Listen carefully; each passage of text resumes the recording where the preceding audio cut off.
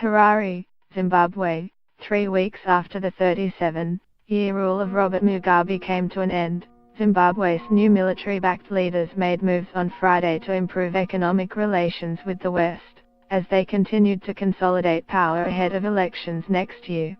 "We call for the unconditional lifting of the political and economic sanctions, which have crippled our national development," said the new president, Emmerson Mnangagwa, who led the annual Congress of the governing party, ZANU-PF, this week.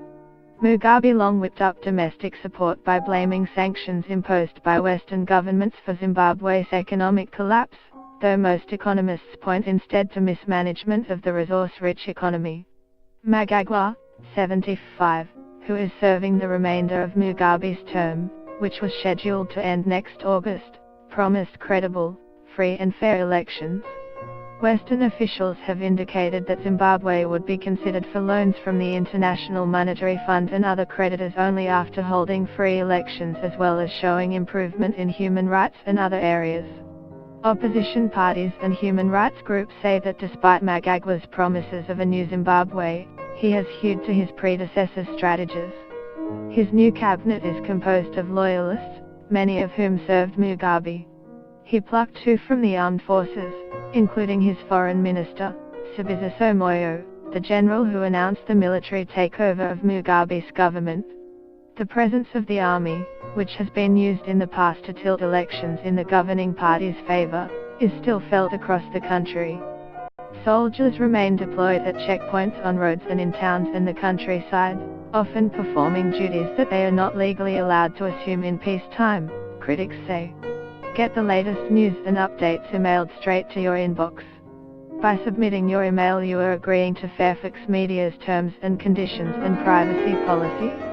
This is a military government, said Elias Mudzuri, a vice president of the Movement for Democratic Change, the main opposition party.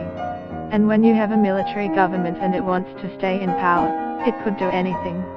2 human rights organizations, Heal Zimbabwe Trust and Zimbabwe Peace Project, released statements this week describing growing cases of abuses committed by soldiers, ranging from beatings to the firing of live ammunition.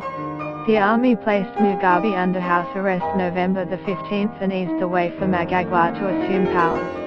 Why has Mnangagwa not quickly returned the soldiers back to the barracks? Asked Okema Chisa, vice chairman of the Peace Project. If people are being beaten by soldiers and the head of state does not say a word, you start to wonder why. We want a country that is not militarized. The continued military presence is particularly worrisome because of the upcoming elections, which are likely to be held in August. In the past, Mnangagwa, who was Mugabe's right-hand man for decades, is believed to have orchestrated the rigging of elections.